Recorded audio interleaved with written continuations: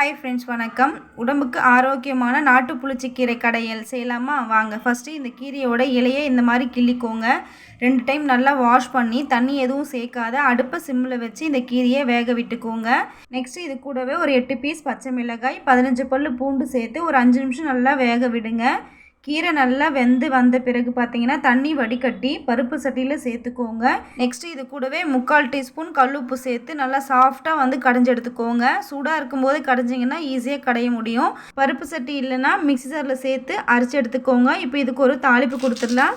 கடாயில் 3 table spoon oil சேர்த்துக்கோங்க. Oil நல்லா சூடானதும் 1 டீஸ்பூன் கடுகு, 1/2 டீஸ்பூன் வெந்தயம்.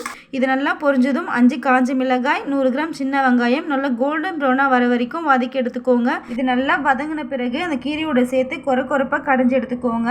சூப்பரான டேஸ்ட்டில் நாட்டு புளிச்சக்கீரை கடையல் ரெடி. ப்ளீஸ் மறக்காமல் சப்ஸ்கிரைப் பண்ணிக்கோங்க. தேங்க்யூ. டாடா, பாய்.